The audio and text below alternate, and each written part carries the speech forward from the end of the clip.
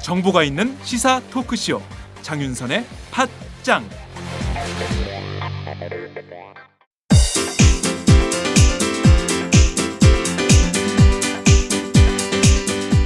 선배님, 문학을 잘 가르치는 대학이 따로 있을까요? 문학? 문학이면 서울디지털대학교 문해창작학과지. 왜요? 다른 학교랑 차이점이 있나요? 서울디지털대학교 문해창작학과는 순수 문학부터 드라마 작가, 라디오 작가, 영화 시나리오 작가까지 커리큘럼이 창작 중심이야. 그리고 책임 교수제를 도입해서 1대1로 학생을 지도하니까 학생들 실력이 성장할 수밖에 없지. 아, 그래서 문단에 데뷔한 사람들 중에서 서울디지털대 문예창작과가 많군요. 그럼 문단에 데뷔하는 사람만 매해 10명이 넘어.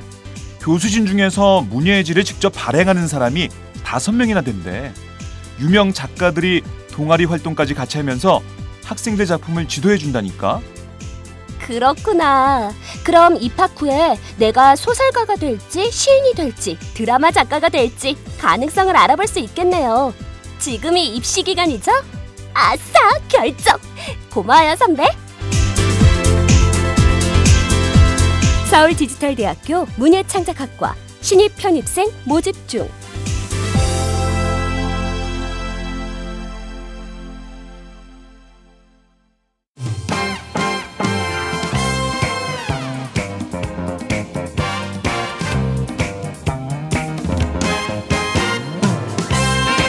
강상구 조성주의 색다른 진보 정치, 쾌걸 진보.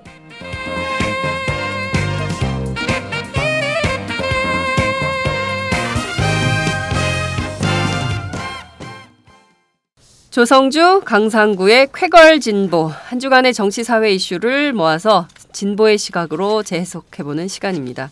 오늘도 어김없이 진보 정치에 떠오르는 샛별. 어때요? 네.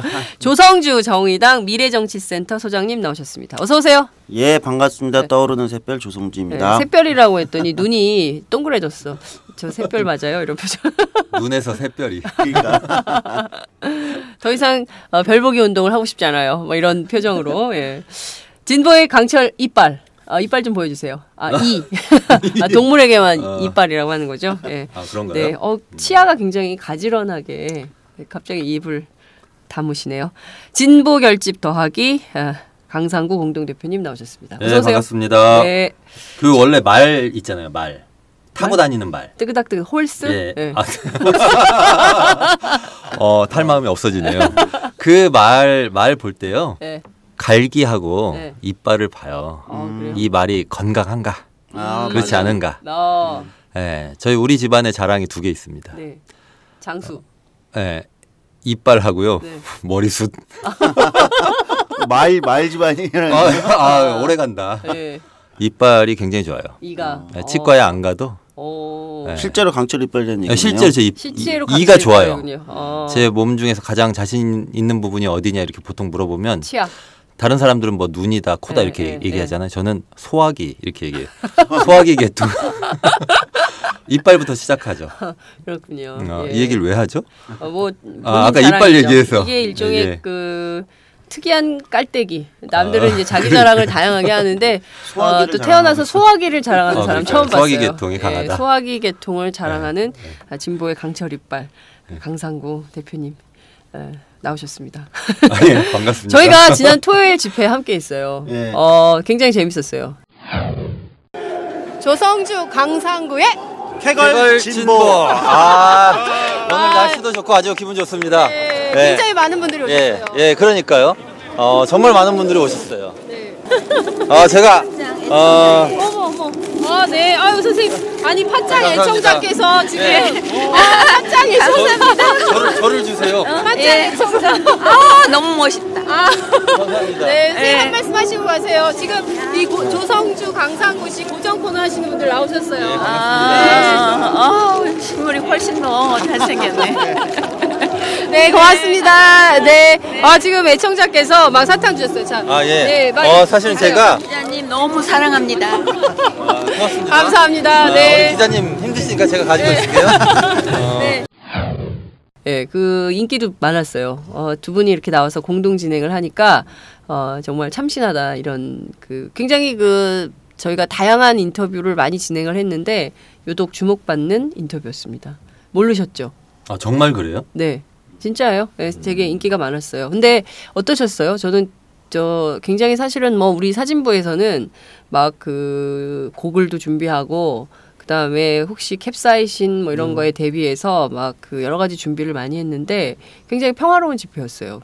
괜찮았던 것 같아요. 어떻게 보셨어요? 예, 저는 뭐 평화롭고 즐겁고 그다음에 그날 예상했던 것보다 날씨도 조금 덜 추웠어요. 네. 예, 그래서 전반적으로 그런 모든 조건들이 좋았던 것 같습니다.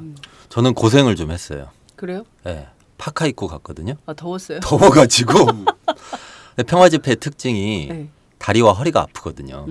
한참 서 있고 한참 걷고 이러니까 맞아요. 예. 더우니까 되게 힘들더라고요. 근데 이제 그날 그 순간에 사실 사람들이 정부에 대고 그리고 사회에 대고 할 수 있는 얘기는 다 했다고 보고요. 다만 이제 그것이 갖고 있는 그 국민들에 대한 호소력, 그다음에 국민들의 지지 이런 것을 정부는 별로 신경 안 쓴다 이런 생각이 들더라고요. 그래서 그때 모였던 힘이 계속 좀 커졌으면 좋겠다 이런 생각은 계속 들었습니다. 그 직후에 11월 14일 민중 총궐기를 소요죄 적용 가능한지 검토하겠다 이런 식으로 발표하고 그랬잖아요. 예, 그래서 그런 점으로 봤을 때 사람들이 되게 평화적으로 얘기를 하는 것이 갖고 있는 그 힘이 있는데 정부는 그런 걸 잘 모르는구나 하는 생각이 들었어요. 네, 모르는 걸까요? 아니면 모르는 척? 무시하고 있다는 게 무시하고 있다. 정확한 얘기죠. 예. 저는 그날 집회를 저희가 한 8시간 정도 생중계를 했는데요. 많이 뛰었어요. 많이 뛰고 대열이 너무 길더라고요. 저는 그래서 굉장히 많은 한 10만 명 정도 왔다고 생각을 했는데 주최 측 추산 5만, 경찰 추산 15,000 뭐 이 정도 되는 것 같아요. 어찌됐든 굉장히 많은 사람들이 모였고 또 정치권에서 이렇게 평화감시단 역할을 했잖아요. 정의당 또 새정치민주연합 그런 역할이 이를테면 국민들을 보호하는 최후의 어떤 저지선 이런 것들이 됐던 것 같고 저희가 하나의 성과가 있었던 게 문재인 대표 인터뷰를 즉석에서 저희가 디미러 인터뷰를 했거든요. 근데 그때 정말 문재인 대표가 저벅저벅 혼자 막 걸어 나오는 거예요. 그래서 딱 나오니까 경찰이 갑자기 확 붙더라고요. 그래서 완전히 딱 붙었거든요. 경찰하고 문재인 대표하고. 그래서 이제 문재인 대표가 나가니까 의원들이 안 따라올 수가 없잖아. 주르르 따라 나와가지고 딱 전선이 됐어요. 근데 저희가 인터뷰를 하는 동안에 약 한 50m 정도 이렇게 간격이 떨어졌어요. 그래서 이런 게 굉장히 이렇게 감시하는 만큼 경찰도 이렇게 시민들을 좀 이렇게 멀리서 이렇게 하는구나, 안전 유지선을 만들어 주는구나 이런 생각을 좀 했습니다. 굉장히 재미있는 집회였고요. 또 그런 집회가 계속 돼야 되는데 12월 19일이죠. 3차 민중 총궐기 대회가 예정이 돼 있는데요. 이날은 어떨까요? 이날도 평화 집회로. 근데 지금 아시겠지만 분위기가 다시 또 저쪽에서 공권력과 경찰과 정부에서 초강수를 두면서 지금 사실 있어서는 안 될 일이 또 일어났기 때문에 19일 분위기가 그렇게만 흘러갈 수 있을지는 사실 좀 여러 가지 생각이 듭니다. 그래요. 왜 그렇게 보세요? 지금 보면 경찰은 평화 집회에 대해서 이렇게 평가를 좋게 하기보다는 그리고 거기에 쏟아져 나온 여러 이슈들에 대해서 정부가 진지하게 고민하기보다는 일단 소요죄 적용을 검토하면서 광장에 모이는 것 자체를 조금 탐탁지 않게 여기는 이런 듯한 이미지 때문에 그런가요? 강상구 대표님? 예, 그런 면이 있어요. 그러니까 어제 민주노총 한상균 위원장님 자진 출두 전후에 해서 네. 정부가 취한 태도를 봐도 그렇고요. 그리고 대통령이 심한 말도 많이 하셨었거든요. 네. 한 며칠 전에 예를 들면은 테러 방지법 꼭 해야 된다. 이러면서 요즘 이제 유행이 대세가 IS잖아요. 네. 그래가지고 IS도 우리나라에 테러 방지법이 없는 걸 안다. 알아버렸다. 예. 아니 뭐 IS가 원래 테러 저지를 때 IS 안에 뭐 법률팀이 있어요? 그래가지고 테러 대상국의 법률 검토를 마친 후에 네. 테러를 어떻게 해야 되겠다 결정하나요? 네. 근데 뭐 그런 식으로 말씀하시더라고요. 근데 저는 이런 태도들이 그러니까 공안 정국을 점점 조성하는데요. 국민들이 평화롭게 하겠다라고 하는 모습을 실제로 보여줬고 네. 그다음에 그날 12월 5일 날 집회를 통해서 11월 13일 날 충돌은 그 원인 제공을 경찰이 한 것이다 라고 하는 걸 입증했잖아요. 네. 그런데도 불구하고 뭐 반성도 없고 성찰도 없고 그래요. 계속 이런 식으로 나가는데 이게 민주노총 위원장 체포로 끝나지는 않을 거고요. 이미 11월 14일 집회 건으로 1,531명을 수사 대상자로 놓고 지금 뭐 알게 모르게 계속 수사하고 연행하고 이렇게 하고 있거든요. 그리고 뭐 소요죄 적용한다고 적용을 검토한다고 하는 얘기가 계속 흘러나오고 있잖아요. 네. 이런 걸 보면 12월 19일까지 그 전에 또 민주노총은 12월 16일 날 그 총파업 투쟁을 예정하고 있어요. 네. 근데 이런 그 일련의 상황을 보면 평화롭게 가기를 원하죠. 우리야. 국민은 평화 집회를 그러면 원하는데 우리는 평화를 사랑하잖아요. 예. 그런데 그런데 그게 될 수 있도록 경찰이 예. 조건을 조성해 줄 것이냐는 봐야 되는 문제다. 점점 심각해지고 있는 것 아니냐. 네. 이런 생각이 든다는 거죠. 네. 아까 그런 취지로 말씀하신 거죠. 예. 네, 맞아요. 그러니까 지금 상황이 국민은 평화 집회를 원하고 각자 가진 문제들 청년이면 청년 또 전월세나면 전월세 난민, 농민이면 농민, 노동자면 노동자 뭐 각자 가지고 있는 이슈들에 대해서 그 정부에 또 정치권에 대고 하고 싶은 이야기들이 있고 그 얘기들을 할 수 있는 공간, 장 이런 게 필요한데 일단 그거를 이제 폭력 집회로 규정하고 못하게 막는 이런 상황이 되는 것 같다. 이런 우려를 표명해 주셨습니다. 12월 19일 평화 집회가 될 수 있을지 그것은 미지수다. 이런 네, 그리고 제가 보기에는 12월 16일 민주노총 총파업, 19일 민중총궐기를 앞두고도 저는 뭐 대통령이나 경찰이 계속 그렇게 강경 발언을 할 것 같아요. 네. 왜냐하면 노동법 개약 문제가 국회에 계속 걸려 있기 때문에 네. 이걸 처리하려면 계속 공포 분위기 만들어야 되거든요. 그러면 또 공포스럽게 얘기를 하시겠죠. 여름도 아닌데. 네. 그래서 뭐 아니 그래요. 이렇게 공포 막 스릴러? 공포 호러 아니, 무비. 호러 방지법을 만들어야 돼 우리가. 호러 테러 방지법이 아니라 아니 이거 너무 공포스럽잖아요. 근데 계속 그러고 있어요. 호러 방지. 테러 방지법. 우리한테 필요한 건 호러 방지법이에요. 너무 무섭게 말씀하지 마세요. 네. 대통령님 무서워요. 그러니까요. 너무 무서워요. 원래 박 대통령은 절제의 미가 있는 분 아니셨나요? 그래요, 말씀하실 맞아요. 때? 요즘은 막 쏟아내요. 네. 네. 물어. 쏟아내는 건 팟캐스트에서 하는 거지. 근데 그렇게 쏟아내시는데 그 말들 하나하나가 굉장히 민주주의를 훼손하는 말이고요. 그런 말이 강해지면 강해졌지 약해질 리가 없어요. 앞으로. 그렇군요. 예. 자, 지금 테러 방지법이 아니라 호러 방지법을 만들어야 되고 또 12월 16일 민주노총 총파업 투쟁이 예고된 상황이고 따라서 16일, 19일 양일간 굉장히 또 치열한 전투에 준하는 상황이 벌어질 수도 있겠다 이런 말씀을 주셨습니다. 안녕하세요. 과메기가 생각나는 계절이 되었습니다. 비린내 나지 않고 믿을 수 있는 과메기를 드시고 싶으시죠? 딴지일보 기자가 구룡포 현장으로 찾아와 생산에서 포장, 맛까지 검증한 참 좋은 과메기를 권해드리고 싶습니다. 인터넷으로 참 좋은 과메기를 검색해주세요. 정말 맛있습니다.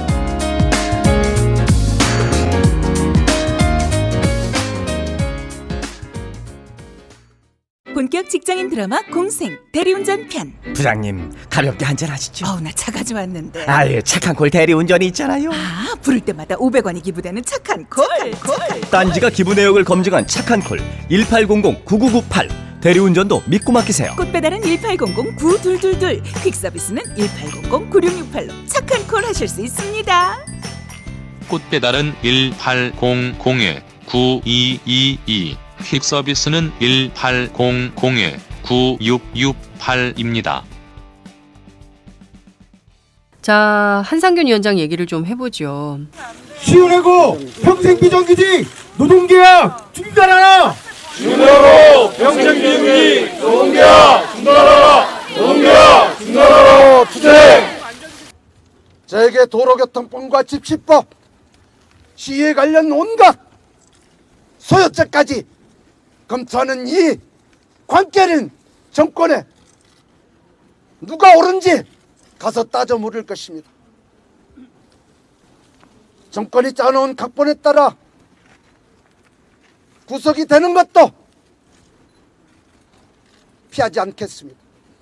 그러나 법정에서 그 민낯들을 낱낱이 밝히고 IS 복면 불법 수의 소유죄 그런 협박들이 이런 공안머리가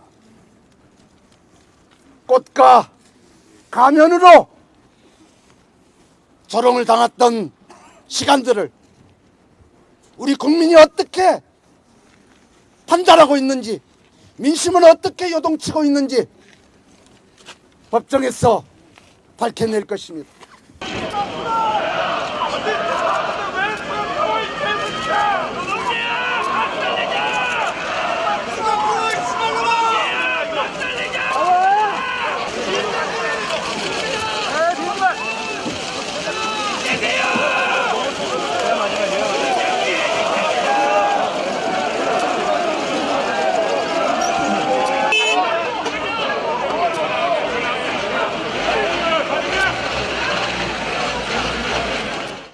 어제 한상균 민주노총 위원장이 조계사에서 경찰로 자진 출두를 한 것입니다. 예, 정확히는 이건 예. 자진 출두하신 거고요. 네. 마치 일부 언론에서 뭐 검거라는 표현을 쓴 언론을 봤어요. 네. 뭐 검거, 체포 뭐 이런 표현보다는 저는 이건 자진 출두한 거다. 원래 자진 출두 의사를 지속적으로 밝혀왔고 네. 그 시기에 대한 어떤 이런 게 있었을 뿐이지. 예, 한상균 위원장의 자진 출두가 있었죠. 네. 정확히는 몸을 아마 피한 지 24일만 24일. 네. 예, 이제 자진 출두하셨습니다. 그렇군요. 오늘 아침 조간 보셨어요? 헤드라인만 봤는데요. 네, 네. 그 조간의 사진이 그 참 다르더군요. 한겨레 경향에 비친 한상균 위원장의 모습과 네. 또 중앙일보, 동아일보, 조선일보는 일면에 딴 사진을 실었는데 특히 이제 동아일보의 사진이 저는 좀 마음이 걸리더라고요. 강상구 대표 어떻게 보셨어요? 아, 예, 저도 사진을 지금 보고 있거든요.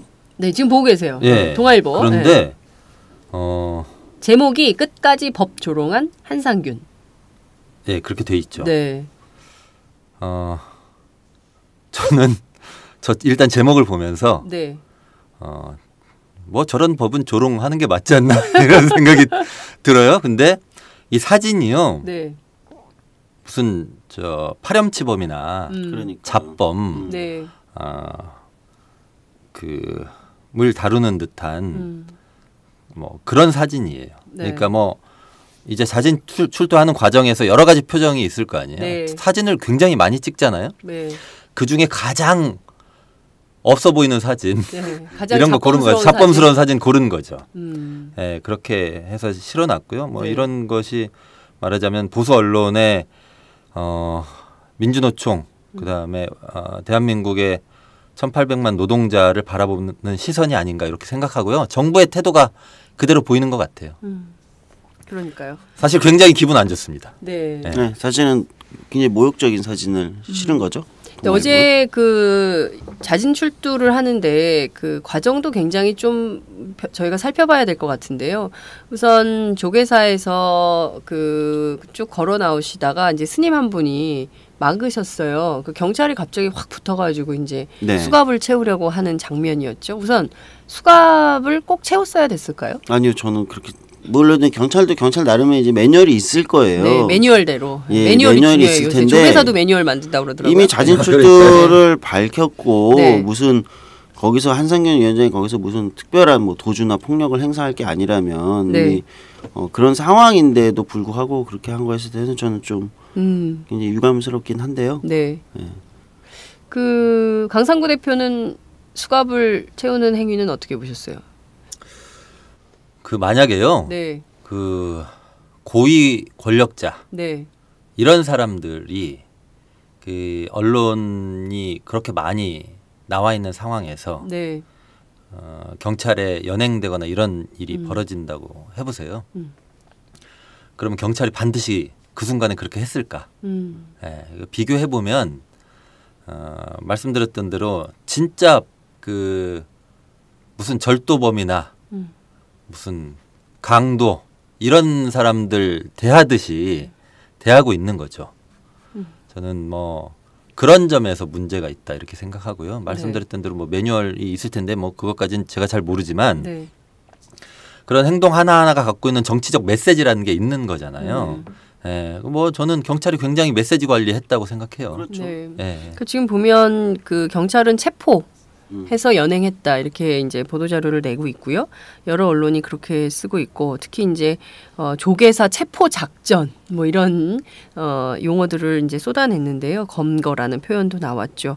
그렇지만 실제로 한상균 위원장이 지속적으로 얘기했던 것은 저 상황이 좀 정리가 되면 자진 출두하겠다라는 입장을 계속 밝혀왔고요. 그리고 조계사에서 자승 그 총무원장 조계종 총무원장이 어제 오후 낮 12시 정오까지 한상균 위원장의 거취 문제를 해결하겠다라고 한 뒤에 오전 11시쯤에 이제 자진 출두하는 모습을 보였는데요. 제가 이렇게 그 하나 프린트를 했어요. 한상균 위원장 조사 대상 및 주요 적용 법률을 쭉 뽑아봤더니요. 이거 다 하면은 100년은 살아야 되거든요. 징역을. 네, 뭐가 많아요. 굉장히 많아요. 네. 지금 보면 올해 4월 16일 서울광장 집회 후 종로의 주요 도로를 전차로로 검거했다. 일반 교통방해. 요새 도로교통방해 아니고 일반 교통방해를 적용을 많이 하는데요. 이게 10년 이하 징역이거든요. 굉장히 센 그 위반 대상입니다. 그다음에 뭐 세월호 일주기 범국민 대회 차로 점거한 거 주로 차로를 점거했어. 전차로 점거가 주요 범행 내용이에요. 그래서 이것도 해산 명령에 불응하고 일반 교통 방해가 이제 된 건데 이거 말고도 뭐 노동자 대회 또 뭐 공무원 연금 계약 반대 국회 앞 집회 민주노총 총파업 결의대회 민중 총궐 뭐 이런 것들이에요. 쭉 너무 많은데 어떻게 보세요? 그러니까 이게 사실은 굉장히 그 무시무시한 것처럼 보이지만 엄청나게 숫자가 많지만 사실 다 정리하면 도로교통법과 지식법 위반이라는 얘기잖아요. 그렇죠. 그런 거잖아요. 요약하면 도로교통 그러니까 무슨 데모했다는 거예요. 네, 네. 데모했다 이거 데모하면 우리 많이 강상구 대표 이거 엄청 많을 거예요. 이게 저요? 네. 저는 이제 순수한 사람이고 저도 많죠. 정리하면 도로교통법하고 지식법 위반이라는 건데 네. 그러니까. 어마어마하게 무슨 뭐 수천 명의 경찰이 지금 그 아마 투신 뭐 대비한 매트까지 깔아가지고 수천 명 경찰 동원하고 이렇게 해가지고 무슨 엄청난 작전을 펼치는 것처럼 했지만 경찰 결국 1000명이 동원이 됐죠. 예. 도로교통법과 지식법에 관련된 얘기입니다. 거기에다 심지어 1계급 특징까지 걸었어요 경찰이. 이거는 저는 정말 1급 수배자라는 거죠. 이거는 경찰이 부끄러워해야 된다고 생각합니다. 이런 거 1계급 특징 걸어가지고 이렇게 하는 거에 대해서 저는 이런 거는 오히려 경찰이 부끄러워해야 되는 상황이라는 생각이 들고요. 심지어는 이것 때문에 그 조계사라는 그래도 한국의 대표적인 종교 어떤 시설에 진입하려고 했다는 거 시도했던 거잖아요. 들어왔죠 경례로. 그렇죠. 예, 경찰이. 이런 것도 사실 문제다.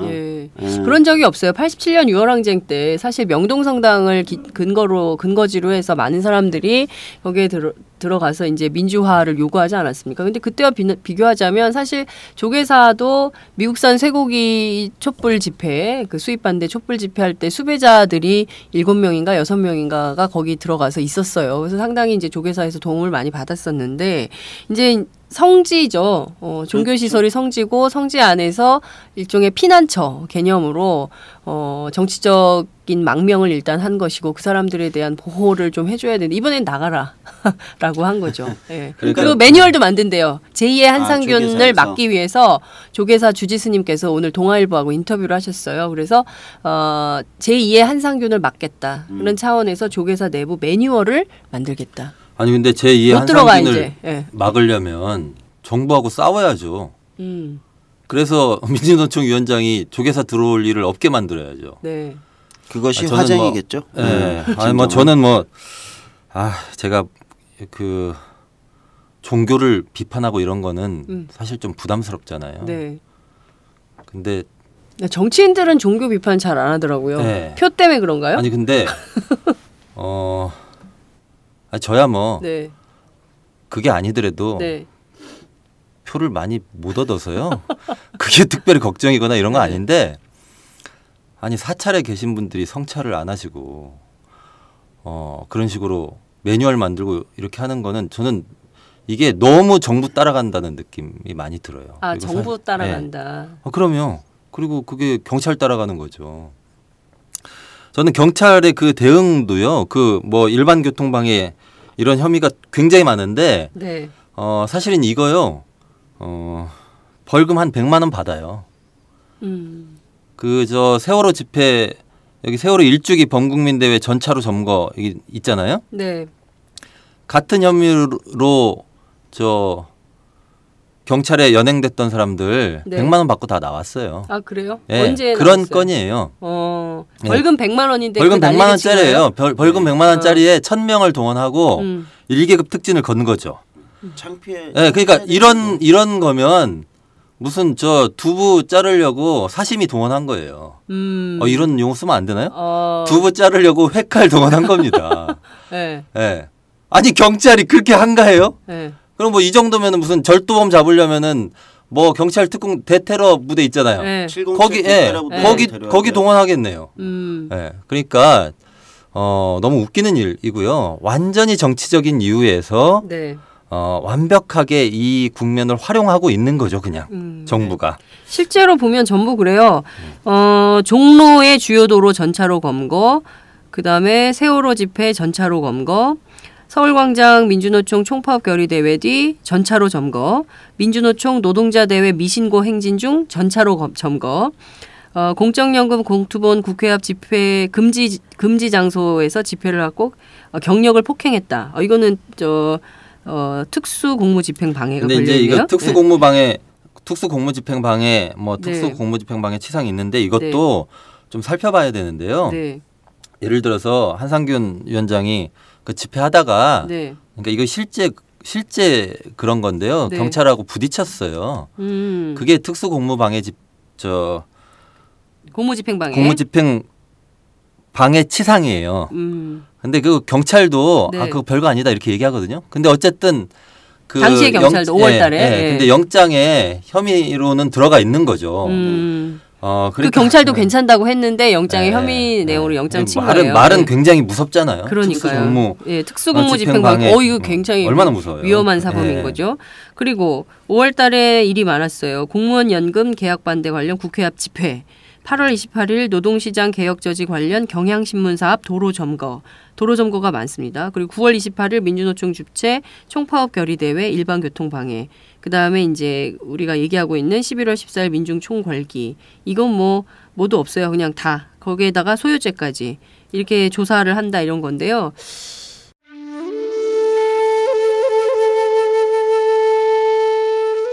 영한네이처의 마카 산삼. 공중파 텔레비전에도 없고 인터넷 배너 광고 하나 없지만 팟캐스트 좀 들어봤다 하는 분들은 다 아는 마카 산삼. 진짜 유명해져서 유사 제품도 많아졌습니다. 이젠 마카 산삼을 검색하면 너무 많이 나와요. 꼭 영한네이처로 검색해주세요. 팟캐스트에서 듣던 그 마카 산삼을 구입할 수 있습니다. 특히 나라 걱정으로 심신이 지친 분들에게 권합니다. 몸에 정말 좋습니다.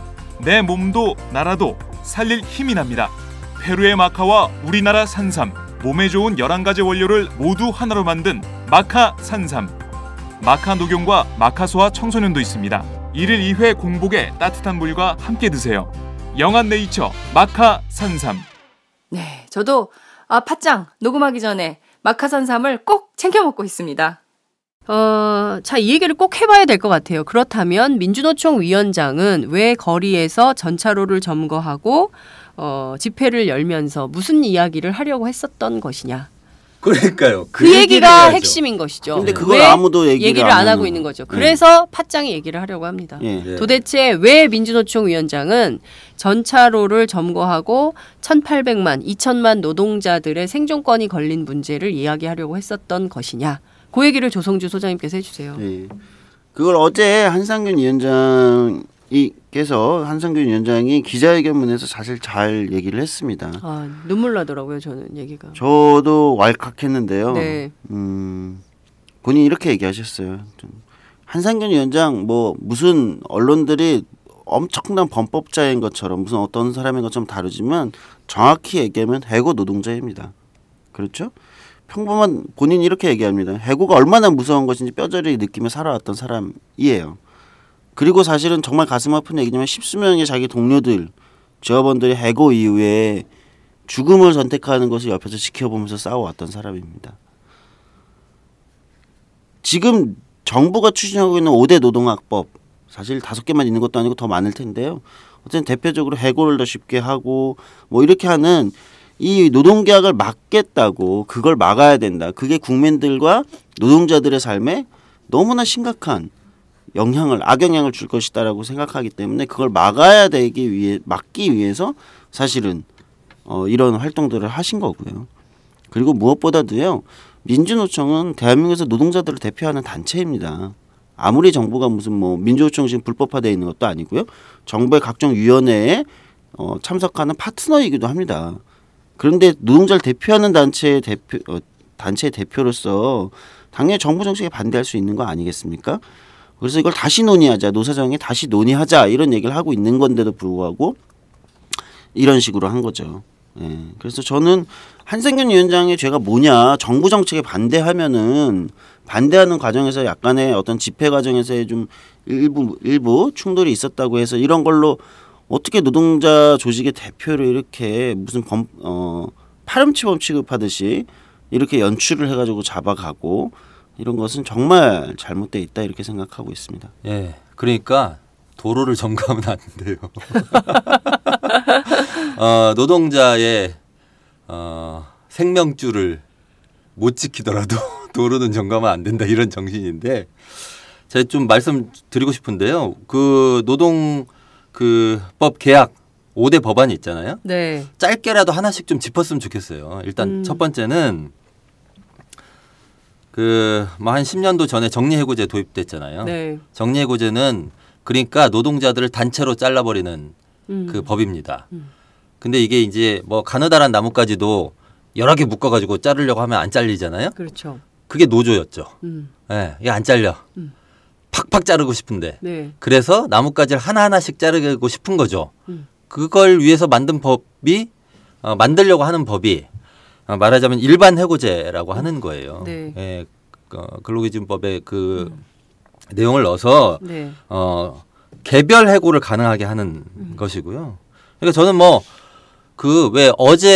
지난주 이번 주를 파리 협약. 기후협약 총회 때문에 네. 인류에게 가장 중요한 2주일 이렇게 부르기도 했었는데 네. 올해 12월 내년 1월까지 2달이 저는 대한민국 노동자에게 가장 중요한 2달이 될 거라고 장담해요. 이때 우리가 어떻게 싸우느냐에 따라서 이후에 10년 동안의 우리의 일자리의 질이 결정됩니다. 국민 여러분들, 청취자 여러분들이 요점을 좀 정확히 물론 다 알고 계시죠. 그러나 아니, 잘 모를 수도 보다 있어요. 더 잘 이해해 주셨으면 좋겠고요. 만약에 가족 중에요 정규직 있으면요 전화하세요. 이번 달 다음 달 제대로 못하면 당신 잘릴 거야 이렇게 전화하세요. 네. 제 말이 틀림없습니다. 자, 팟짱 애청자 여러분 전화하시기 바랍니다. 정규직 노동자 있으면 꼭 얘기하시죠. 그다음에 기간제법 있어요. 네. 2년을 4년으로 늘리자고 하는 겁니다. 네. 청와대 안종범 경제수석이 며칠 전에 고용안정법이라고 새빨간 거짓말을 했어요. 고용불안정법이죠. 근데 이게 비정규직 입장에서는 야 2년 일할 걸 4년 일하면 좋은 거 아니냐 보통 그렇게 생각하거든요. 네. 전혀 그렇지 않아요. 4년이 늘어난다고 해서 4년을 자동적으로 일하게 해주지 않습니다. 지금 2년도요. 2년 넘으면 정규직 안 시켜준다는 얘기죠. 원래 그렇습니다. 법은 정규직 시켜주지만 3개월 계약, 6개월 계약, 1년 계약 이런 게 2년 범위 안에서 자유자재로 구사되는 거예요. 미생 오죽하면 네. 미생이란 드라마가 나왔겠어요. 그것을 4년 범위 안에서 구사하겠다는 거예요. 이제는. 그런 거고요. 그러니까 딱 이렇게 이해하시면 돼요. 우리 저 남자 청취자들은 2년 군대 얼마나 힘듭니까? 그걸 4년으로 늘리는 거예요. 군대 4년 가라. 그러면 저 청취자 여러분 가족 중에 계약직이 있으면 전화하세요. 정규직 될 생각은 꿈도 꾸지 마라. 이렇게 전화하세요. 네. 그다음에 제가 요 하나만 더 말씀드리겠습니다. 좀 길어져서 죄송한데 파견법이요. 파견 업종을 대폭 늘리겠다는 거예요. 55세 이상은 완전히 다 파견 업종 할 수 있게 하고 그다음에 뿌리 산업 이른바 이제 제조업의 금형, 주조, 용접 뭐 이런 분야들 지금은 파견 못 하게 돼 있는데 파견하게 하겠다 하는 거고요. 근데 정말 요거는 많이 아시는데 그다음 거 모르시더라고요. 그 전문직에게 확대하겠다. 네. 이거 있어요. 네. 그 법안 낸 거 보면요. 복잡한데 그 한국 표준 직업 분류상의 대분류 1번, 2번 있어요. 그게 1번이 관리직, 2번이 전문직이에요. 네. 제가 찾아봤습니다. 네. 왜냐하면 전문직 어떤 업종에서 일하는 분들이 파견이 늘어날 것인가에 대한 얘기 자세히 안 되길래 네. 제가 찾아봤는데요. 관리직은 예를 들면 이런 거예요. 자, 제가 지금부터 불러드리는 이 직업은 앞으로 파견 업종이 늘겠구나 생각하시면 돼요. 중앙정부 고위공무원, 지방정부 고위공무원, 정당 및 특수단체 임원 이런 사람들이요. 이런 사람들도 파견직을 둘 수 있게 되는 거예요 앞으로. 그 다음에 아니 근데 중앙 공무원들이 어디로 파견을 가요? 어디로 파견 가냐고요? 네. 그게 아니라 네. 거기서 말하자면 정규직 공무원이 아닐 수 있는 거죠. 네. 어디 전문가들을 업체에서 지금은 그런 게 없으니까 상상이 안 가죠. 안 가요. 예. 네. 물론 그 외부 인사들이 지금도 공무원 하는 경우가 있죠. 그렇습니다. 뭐 별정직 뽑고 별정직 이런 게 있는데 파견법이 통과가 되면 네. 그런 자리에 사람을 파견하는 회사가 생길 수 있죠. 아니 지금 제조업도 마찬가지 아닙니까? 그렇죠. 안산이나 시흥 같은 데 가면요. 안산 반월공단 가면요. 거기는요. 회사에서 파견업체로 아침에 전화해요. 오늘은 3명 보내주세요. 그러면 3명 보냅니다. 그 회사에. 그러면 출근과 함께 취직한 거예요. 퇴근하면요. 함께? 퇴직이에요. 퇴직이죠. 퇴근과 함께 퇴직이에요. 다음 날 오늘은 5명 보내주세요. 이렇게 하거든요. 이거 불법인데 하고 있어요. 뿌리 산업에 파견업을 허용하겠다는 거 이런 걸 합법화시키겠다는 얘기고 근데 이게요. 전문직에서 예를 들면 완전히 파리 목숨이 되는 거네요. 네. 전문직에서 예를 들면요. 기자, 논설위원 이런 사람도 다 포함돼요. 우리도? 네. 제가 그래서 조중동 기자들한테 얘기하고 싶어요. 당신들 이 법 통과되잖아요. 조중동이 제일 먼저 할까? 네, 당신들 이렇게 얘기하면 안 돼. 조중동 기자님들이요. 파견 다 바뀔 수 있어요. 정말이에요. 당신들이라고 그러면 하지 또 뭐 기자님들이라고 또 이렇게. 저는 항상 소심해가지고 금방 또 네. 저에게 끼칠 부정적 영향을 생각하고. 역시 대변인 출신이라 네. 달라. 아니 이게 말 함부로 하면 안 되잖아요. 네, 그럼요. 그래서 근데 기자 파견 업체가 생기지 않을 거라는 장담을 누가 할 수 있습니까? 파견 업체 생길 거고요. 한 달 파견하고 2개월 파견하고 그다음 우리 높으신 논설위원님들 네. 다 파견 보낼 수 있습니다. 정말로. 이제 갑자기 재밌는 생각이 들어요. 그게 오늘 3명 보내달라, 2명 보내달라 이렇게 할 수 있다면서요. 파견 업체. 기자도 그렇게 할 거예요. 그러면 오늘 2명 조선일보 오늘 2명 보내주세요. 그래서 네. 둘이 가서 오늘 이거 썼어. 그러면 내일 또 한겨레 신문에서 전화. 그러면 매일매일 논조를 바꾸는 거죠. 조선일보 가서 오늘은 이거 쓰고 한겨레 가서 내일은 저거 쓰고 막 이런 식의 되는 거예요? 그러면 좌부터 우까지 아우르는 폭넓은 관점을 가진 기자가 탄생하는 거예요 이제. 네. 분위기 맞춰서 바로바로 나오는 거예요. 신문이나 매체를 생각하니까 이게 약간 어색하게 들리는 건데 방송으로 생각하면 이제 이해가 확 되실 거예요. 리포터나 이런 게 다 파견이 된다는 거죠. 예, 기자들도. 그렇죠. 그러니까 오늘 SBS에 2명 보내주세요. 그러면 오늘 SBS 가서 이 얘기해. 그리고 내일 채널 A 가서 이거 해주세요. 그러면 채널 A 가서 또 이 얘기를. 그러면 자 이게 황당한 상상 같죠? 절대 그렇지 않습니다. 그 전에는 저 안산이나 시흥의 공단에서 아침에 출근하는 게 취직이고 저녁에 퇴근하는 게 퇴직이라는 관념이 아예 없었거든요. 우리 상상 속에서. 네. 그게 지금은 존재한단 말이죠. 기자 논설위원 이제 네. 각오하세요. 근데 그것도 모르고 쓰나 이 사람들은? 조중동 기자들 잘 모르는 것 같은데요. 모르겠죠. 네, 모르니까. 아니 찾아봐야죠 자료를. 네. 그래서 표준 자기 문제라는 걸 알면 이렇게 파견법 뭐 밀어붙여야 된다라고 생각 안 할 것 같은데요. 네, 그래서 제가 표준 직업분류 찾아보니까 굉장히 많은데 거기에 기자, 언론인, 방송작가, 그러니까 기자, 논설위원, 방송작가 다 있었고요. 심지어 우리 세월호 때문에 얼마나 고통스러웠습니까? 네. 근데 항공기조종사, 선장, 항해사, 뭐 항공교통 관제사, 선박교통 관제사 이런 사람들 다 전문직에 포함돼요. 이 사람들 다 파견직으로 쓸 수 있다는 거예요. 황당한 일이 벌어지겠네요. 네. 근데 지금 우리가 파견법이 뭐가 문제인지 제대로 검토도 안 하고. 검토 안 하고 있잖아요. 네. 그런 기사를 뭐 쓰나요? 그냥 뭐 정부가 요구하는 법안이고 박근혜 대통령이 일자리가 노동개혁 창출될 법안 것이고 이게 노동개혁 법안이라는 거 아니에요, 박근혜 대통령? 55세 이상 일자리 뭐 중고령자 일자리 창출 법안이다 이런 식으로 얘기하고 있는 거죠. 참 걱정입니다. 이렇게 좀 정확하지 않은 정보를 가지고 무조건 노동개혁 법안이라고 밀어붙이는 박근혜 정부 따라서 그냥 생각 없이 기사를 쏟아내고 있었던 것은 아닌가. 저희 방송 기자들 굉장히 많이 듣고 있거든요. 특히 젊은 기자들이 많이 듣고 있는데 이 파견법이 도대체 어떤 법인지 정확하게 알고 기사를 써야 되겠다. 그것이 조중동이 됐든 그밖에 다른 언론이 됐든 이거를 이건 정말 자기 문제인데 이렇게 막 넉넉히 있어도 되는 건지 살펴봐야 될 것 같은데요. 네. 말씀하신 대로 지금 그 법안들 하나하나 다 따져보면 이거 절대로 통과시킬 수 없는 법안이죠. 예, 그럼요. 그런데 다시 원래대로 돌아오면 이야기를 이런 문제를 가지고 이렇게 심각한 문제들에 반대했던 사람이 한상균 위원장이고 민주노총이고 근데 지금 소유죄까지 검토한다는 거잖아요. 지난 집회. 네. 근데 저는 사실 소유죄라는 게 있는 줄 처음 알았어요. 그래요? 이거 아셨어요? 그래요. 젊으셔서. 우리는 5.18 얘기를 알아가지고. 그래서 그런가 봐요. 그때 소유죄가 알고 있었거든요. 저는 이거 처음 들었어요. 소유죄가 뭐지? 그러니까 예를 들면 내란 뭐 선동죄 이런 거 지난번에 그 이석기 사태 때 그때 이제 알게 됐잖아요. 네. 그래서 저 같은 경우는 이제 상대적으로 제가 강상구 대표님보다는 상대적으로 좀 젊은 편이어서 그런지. 그러니까 그 몇 년 차이 안 나는데 그렇게. 그런데 이게 저는 세대 차이가 나는 것처럼. 소유죄가 뭐지? 뭐 우리는 다른 세대는 아닙니다. 네. 그렇게 그렇죠. 좀 말씀해 주세요. 알겠습니다. 그래가지고 제가 봤어요. 그러니까 이게 형법 115조에 있더라고요. 그러니까 지금 이거 적용을 검토하고 있잖아요. 그렇습니다. 한상균 위원장에게도.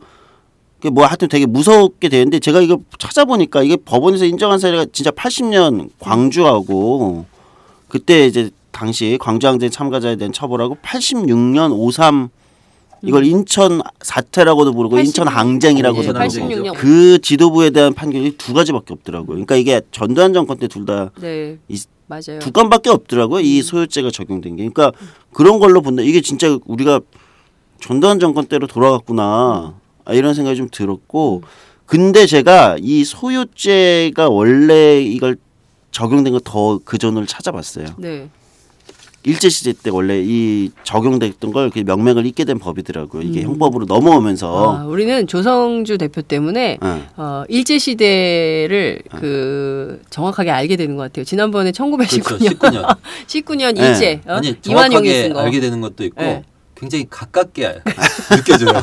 그러니까요, 맞아요. 예. 일제시대 때 이제 그 형법 조항이 이제 그냥 법들이 이제 대부분 우리 사실 근로기준법도 일본 거를 가져온 게 많아가지고 이런 식으로 이제 가져온 건데 일제 때 누구한테 적용됐었던 거죠? 유관순 열사한테 적용됐던.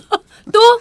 네. 소유죄가? 예, 그러니까 그 당시 형법 체계에서 당시 일제시대 3.1운동에 예를 들면 적용되던 법이 이제 원래 그 법이 이제 넘어와서 형법으로 넘어와서 명맥을 잃게 된 거죠. 기가 막힌 거죠. 그러니까 소유죄는 좀 이렇게 영광스러운 제목 같아요. 한상균 위원장이 나중에 역사책에 나오겠다. 그럼 이게 아무나 받을 수 있는 제목이 아닙니다. 아무나 받을 수 있는 유관순 80년 86년 그리고 이렇게 돼버리니까 우리도 여기서 난리를 좀 치면은 소유죄를 적용해 주실까요? 우리한테는 안 될 것 같아요. 안타깝습니다. 너무 적은 인원이 있어요. 그러니까 좀 그렇죠. 다중이 모여가지고 해야 되거든요. 모여야 되는데 너무 조금이 셋밖에 없어갖고 안 돼요. 그러면 저는 이런 생각이 들더라고요. 만약에 한상균 위원장에게 소요죄를 적용한다면 그 집회에 참석했던 사람은 소요를 일으킨 사람들이 되는 겁니까? 그렇죠. 동의할 수 있습니까? 소요 사범들이에요? 애하고 같이 나갔잖아. 11월 14일 집회. 이따가 중간에 같이. 아니 우리 애에게 그렇게 영광스러운 제목이. 네?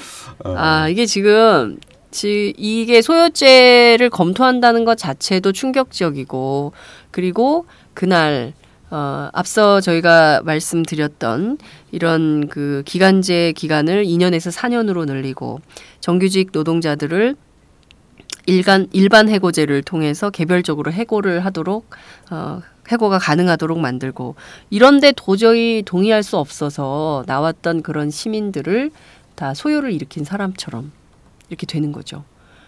과연 이런 게 상식적이고 합리적으로 가능한 것이냐 이걸 좀 따져봐야 될 것 같아요. 아니 뭐 따져볼 필요도 없고 지금은 이미 비상식적이고 이런 것들이 몇 년째 지금 지속되고 있잖아요. 반복되고 있어서 네.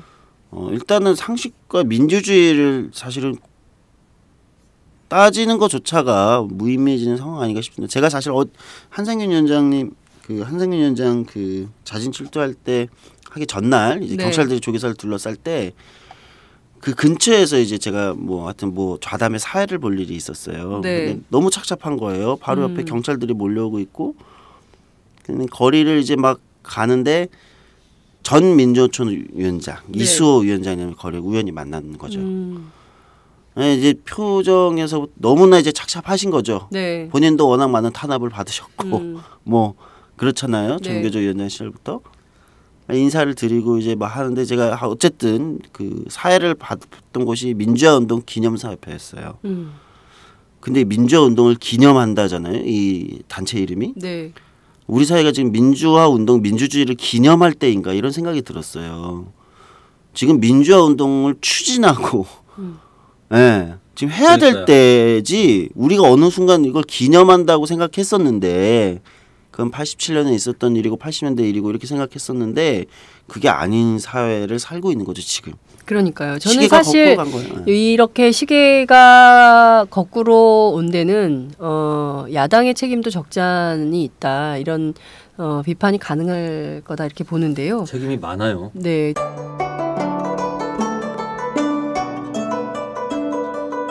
안녕하십니까. 저는 정도전을 15년 전에 최초로 소설로 썼던 작가 임종일입니다. 사실 정도전을 소설로 쓰는 데만 10년이 걸렸는데 그 시절 무명의 고달픈 심신을 양꼬치와 고량주로 달래주었던 풍무 양꼬치.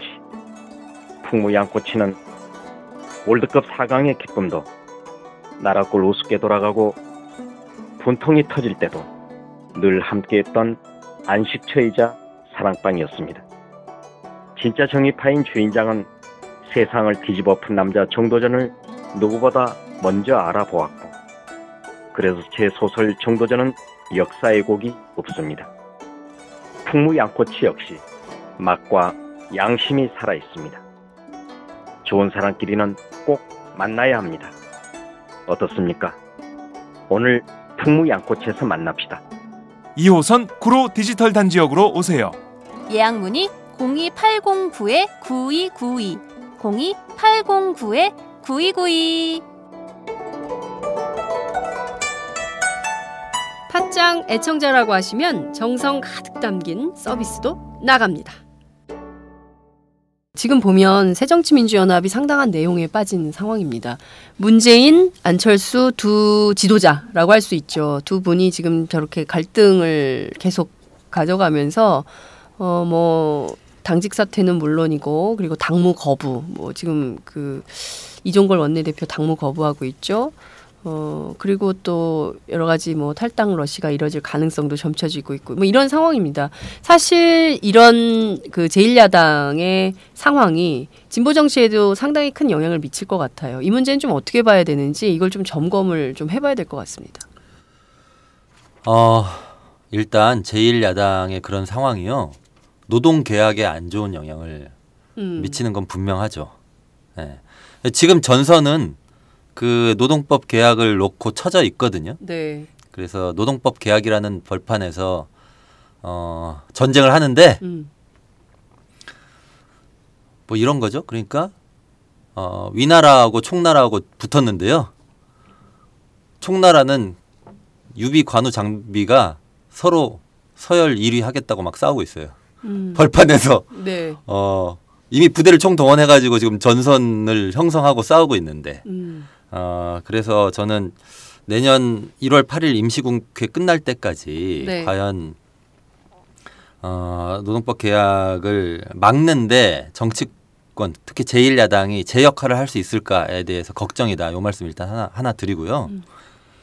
그다음 또 문재인 대표가 5개 법 중에서 2개 말고 3개는 분리 처리할 수 있다. 이런 얘기도 하셨어요. 며칠 전에. 네. 분리 처리 가능하다 이런 얘기죠. 예. 근데 그렇게 되면 전선 또 교란되고 지난번에 예산안 처리할 때 그 느낌이 또 들더라고요. 네. 그러니까 항상 같은 편인 것처럼 하다가 결정적일 때 이 원래 성격 드러나는 이런 게 이번 노동법 개혁 국면에서는 정말 그러면 곤란하다. 요 얘기를 일단 하고 싶고 네. 또 하나 이제 새정년의 내용이 정의당 그러니까 진보 정치에 미치는 영향이 있죠. 굉장히 있고요. 일단은 근데 오늘 지나봐야 계산이 좀 가능할 것 같긴 해요. 왜요? 그렇죠. 오늘이 우리 앙탈수 의원님의 입장이 발표되는 날 오늘 아닌가요? 13일이에요. 13일이에요? 예. 아 바뀌었군요. 예. 그래서 그럼 좀 더 있어봐야 되는데요. 네. 그 시기를 거쳐봐야 어떤 영향을 미칠 것인가 하는 거는 좀 분석이 가능할 건데 다만 내년 총선을 앞두고 정의당 입장에서는 정의당은 지금 뭐 당원도 막 몰리고 네, 지지율도 분위기 올라가고 좋아요. 있고. 네, 지지율도 올라가고 있고. 그래요? 어때요 상황이? 내부 상황이? 당원은 지금 폭발적으로 늘고 있어요. 뭐 폭발적이라고 우리가 얘기하면 이제 비교해서 다른 규모의 차이는 있겠지만 거기는 당비가 얼마예요? 당비 여러 수준을 있죠. 뭐 학생이나 실업자는 5,000원, 네. 그다음에 일반적으로 10,000원, 20,000원, 50,000원, 뭐 10,000원 뭐 이렇게도 그래요? 있고요. 예. 그러니까 새정치민주연합은 2,000원이거든요. 예, 우리는 저희는 좀 당비가 높고 당비가 좀 비싸네요. 거기. 왜냐하면 진성당원제로 운영되니까 이건 페이퍼 당원 2,000원 한 번 내고 많은 당원이 아니라 네. 매달 10,000원씩 20,000원씩 내야 되는 당원들인 거죠. 그 당비로 당이 운영되니까요. 네. 사실은 그리고 비싸지는 않아요. 왜냐하면 10년 전에 민주노동당 시절에도 10,000원이었어요. 그래요? 물가 상승률이 고려되지 않은 당비. 제가 지난번 당대표 선거 때 그걸 고려해서 매년 최저임금 인상률하고 연동하자라고 주장했었어요. 네. 정의당의 당원이 얼마나 늘고 있습니까? 지금 이전에 네. 작년 올해 초까지만 해도 이제 한 달에 보통 한 300명, 250명 정도였어요. 입당자가 당원가입이? 예. 한 달에 전국적으로. 근데 올해 6월, 7월에 이제 당대표 선거를 거치면서 한 달에 600명 정도로 늘어나더니 네. 최근에는 지금 지난달에 1,800명 입당했고요. 1,800명이요? 예, 지난달에만 1,800명 입당했고 11월 달에? 예. 그리고 12월 달은 지금 12월은 통계를 지금 이미 1,800을 넘었을 거예요. 제가 알기로 그래요? 1일부터 오늘 10일인가요? 오늘이 11일이죠. 예. 네. 10일 정도 사이에 그 11월 달치 입당 수보다 많거나 그 비슷하게 됐을 거예요. 그러면은 더 많은. 그러니까 이게 그 지난번에 저희 그 통합하셨잖아요. 네. 진보 통합하셨는데 그때로 들어온 당원이 더 많다 이렇게 봐야 되는 건가요? 그 효과가 있다. 효과도 있고요. 있죠. 네. 그 효과가 있고 그때 들어오신 분들도 있고 그거를 보고 정확히는 이제 그렇죠. 이게 또 그걸 보고 드디어 이제 정의당이 교통정리 됐구나. 아. 이제 밟아야겠구나. 아, 저희가 이제 진보 대표 정당이구나. 네. 이런 걸 확실히 인지하고 들어오신 분들. 그렇군요. 그렇죠. 자, 그러면 지지율은 얼마나 높습니까? 지지율 이제 여론조사 기관마다 차이가 있는데요. 네. 여론조사 기관마다 차이가 있는데 뭐 갤럽이나 갤럽이 약간 좀 보수적으로 보수적인 나오잖아요. 여론조사. 이게 예. 이제 6% 7%를 이제 찍기 시작했고요.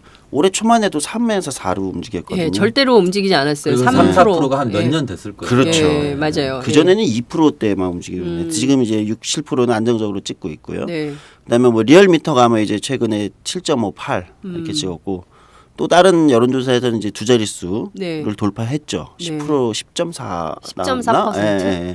그렇군요. 근데 그건 좀 잘 나온 것 같고요. 네. 예. 여론조사마다 이제 차이가 있어서 그렇군요. 그렇게 되고 있습니다. 당원이 그렇게 급격히 늘고 있다는 거는 정의당한테는 좋은 거 아닙니까? 아, 그러면 이게 새정치연합이 되는 예, 새정치연합이 잘 안 되면 정의당은 좋아지는 이런 건가요? 예, 그래서 그런 면이 있어요 또. 아. 예, 새정치연합이 하도 싸우니까 아닌 것 같다 해서 오시는 분들도 계신데요. 근데 이게 이제 총선을 놓고 보면 그렇죠. 고민할 게 많죠. 사실 꼭 그게 긍정적이라고 볼 수 없는 부분도 있거든요. 그러니까 정의당은 뭐 야권연대에 대해서 고민하고 계시잖아요. 네. 여러 번 그런 입장을 밝혔고. 네, 연합 정치를 하자고 제안도 했었죠. 네. 네. 근데 이게 자전거를 같이 타고 가려면 네. 2인용 자전거 있잖아요. 2인용 자전거. 여의도 광장 가면은. 네. 네. 한 사람 안 굴르고 한 사람만 굴러봐요. 얼마나 힘들어요. 앞사람이 힘들죠. 네, 힘들어요. 오리발배하고 비슷하죠. 네. 오리배. 예. 그리고 이게 막 이상한 데로 돌잖아요. 이렇게. 예. 그러니까 그런 일이 벌어질 수도 있다. 그러니까 야권 연대가 새정치민주연합이 강력하게 딱 존재하면 네. 한 팀하고 의논해서 하면 되는 거죠. 네. 의논하는 게 복잡해지지도 않고. 근데 구도가 복잡해지면 네. 아마 지금하고는 뭐 좀 다른 국면이 펼쳐질 거예요. 펼쳐질 거고요. 그다음에 또 지역별로 보면 또 여러 가지 문제가 생길 거다. 저는 이렇게 봐요. 예를 들어서 호남 같은 경우에. 네. 호남 같은 경우에는 호남 사람들 입장에서는요. 되게 웃겨지기 시작할 거예요. 왜냐하면 만약에 안철수 대표가 탈당하면 호남 쪽 현역 의원들 다 탈당하는 분위기잖아요.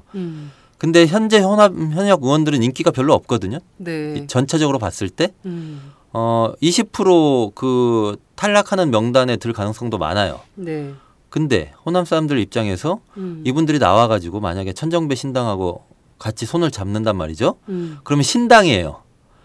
신당이야. 그렇죠. 근데 사람들은요 다 헌 사람들이에요. 그러면 그 사람들을 지지하기도 뭐하고요. 그렇다고 문재인 당이 확고해진 새정치민주연합을 지지하기도 뭐하고. 예, 이게 호남의 입장일 거예요. 네. 그리고 근데 진보정당은 그렇다고 저쪽을 완전히 대체할 강력한 대안 세력으로서 현재까지는 인식이 안 되고 있고 네. 이런 상황이죠. 저는 새정치민주연합이든 그 안에서 탈당하려고 하는 사람들이든 너무 호남 사람들을요. 무슨 호주머니의 비상금으로 생각해요. 그런 문제가 아주 좀 문제가 있죠. 있다고 생각해요. 네. 그런데 이 와중에 이제 어쨌든 뭐 여러 가지 계산이 복잡해질 텐데 이제 큰 틀에서는 어쨌든 뭐 총선에서 승리하고 정권 교체를 해야 된다는 큰 대의에는 어쨌든 같이 서 있는 야당들인 거잖아요. 그렇죠. 새정치민주연합이나 정의당이나. 그래서 서로 간에 이제 아주 시너지 효과가 나는 경쟁을 하면 제일 좋은 거고요.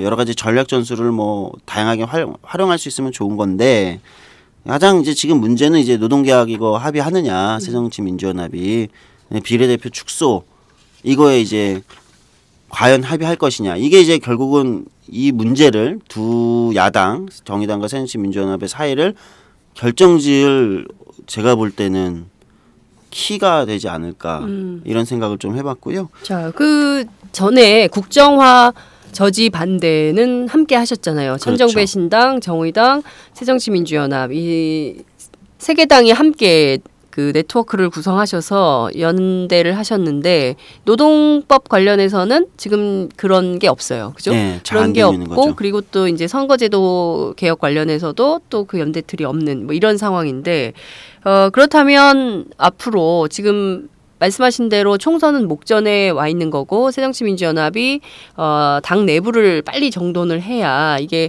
연합전선 혹은 연대전선을 구축해서 어쨌든 총선 전략을 큰 판에서 야권의 총선 전략을 짤 텐데 지금 그것도 지금 발동이 못 걸리고 있는 이런 상황인 거예요. 그죠? 네. 그런 거죠. 그래서 이게 좀 제일 걱정되는 부분이다. 그러니까 네. 새정치민주연합도 이제 뭐 어제 정도부터 이제 문재인 대표가 뭐 몇 가지 안을 내시면서 약간 이제 내부 정리에 들어간 게 아닌가 네. 이게 생각이 들잖아요. 물론 이제 뭐 13일 날 뭐 그걸로 만족해서 뭐 오케이 할지 그냥 지켜봐야겠지만 그게 아니라 문재인 대표 스스로 사퇴하라 이렇게 그렇죠. 더 요구를 세게 할지는 알 수 없지만 어쨌든 만약에 이게 어떻게 할지 모르겠지만 이제 질서를 만약에 잡는다면 네. 질서에 있는 이제 대응이 제일 중요한 건데 질서를 잡는다면 정의당에 이제 최근에 이제 여러 가지 효과를 보고 있고 저희야 이제 질서를 심상정 대표 체제의 강력한 질서에서 심 대표님 들으시라고 얘기하는 네, 것 같은데. 들어요. 예. 심 대표님 강력한 들으시나요? 질서. 못 들으실 것 같은데 너무 못 들을 바쁘셔가지고. 이 부분만 잘라가지고 보내주세요. 이메일로 파일을.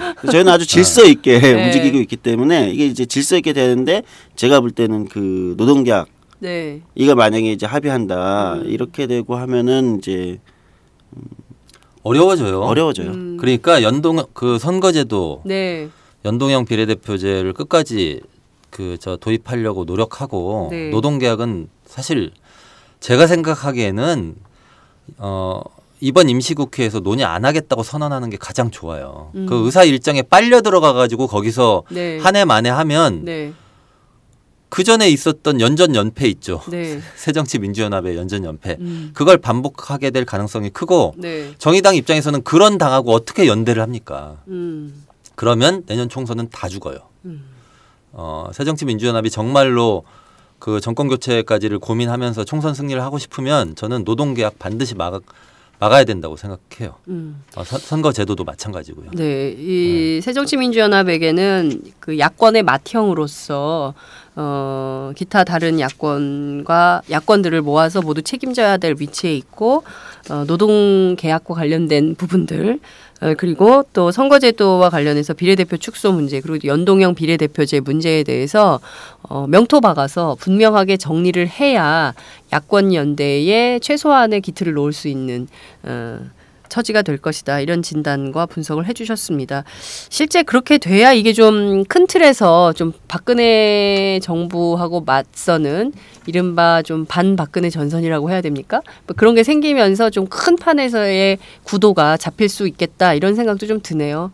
그렇지 않으면 이게 다 분절된 형태로 각계 전투 방식으로 대응을 하면 그 힘도 굉장히 약할 것이고 박근혜 정부에서 치고 들어오는 국면은 더 커질 수도 있겠다 이런 생각이 좀 듭니다. 공안 탄압은 더 세지고 네, 대응은 더 무뎌지고 전선은 흩어지고 이렇게 될 수도 있겠다. 총선은 그런 생각이 좀 듭니다. 새누리당이 이기고 개헌 가고 이렇게 되는 거죠. 그렇죠. 그럼 뭐 노동자들은 죽어나고 잘리고 비정규직되고 네, 그런 상황이죠. 입헌 군주제로 전환될 가능성도 그렇죠. 입헌 공주제. 네. 대한민국은 공주공화국이 그러니까요. 걱정입니다. 이 굉장히 위중한 국면에 정말 그 야권의 지도자 위치에 서 있는 분들이 중대 결단을 잘 하셔야 될 걸로 아는데요. 그러니까 지금 보면 다들 좀 그 새정치민주연합 내홍을 양초연안이라고 그러잖아요. 두 초선 의원이 성격대로 하시다 보니까 여기까지 왔는데 좀 성격을 좀 누르고 지금 대의를 위해서 가라 이런 조언들을 사방팔방에서 하는 것 같습니다. 좀 그렇게 가야 좀 숨통이 트일 것 같아요. 지금 워낙 이게 몰아치고 있기 때문에 이 휘몰아치는 공안 광풍에서 그나마 좀 숨통을 틔우려면 야권 지도자들의 결단 이런 것들이 필요하다 이런 말씀을 좀 드리겠습니다. 오늘 말씀 여기서 마무리하도록 하겠습니다. 고맙습니다. 네, 감사합니다. 네, 고맙습니다. 안녕하세요. 장윤서의 팟짱 귀에 팍팍 꽂히죠? 저는 오늘도 오마이뉴스 최정병기라고 바닥바닥 우기고 있는 김병기 기자입니다. 공짜 자전거 신문 조중동 기자들이 자기 신문 돈 내고 보나요? 안 봐요, 안 봐. 네. 저는 팟짱에 매월 자발적 정치료 3만원씩 내는 10만인 클럽 회원입니다. 애청자 여러분 덕분에 올해 1000명 늘어서 무려 9,400. 내친 김에 연말까지 1만 명 만인보 캠페인에 도전합니다. 무슨 캠페인이요? 만인보! 한 명의 마음걸음보다 만 명의 당당한 한 걸음. 올해가 가기 전에 오마이뉴스 10,000번째 주인공이 되어주세요. 홈페이지에서 가입하시거나 02-733-5505 내선번호 274번으로 전화주세요. 요즘 엄청 갑갑하죠? 갑갑해. 우리 역사책도 지키고 팟짱도 확실하게 지키겠습니다. 10만인 클럽 아싸!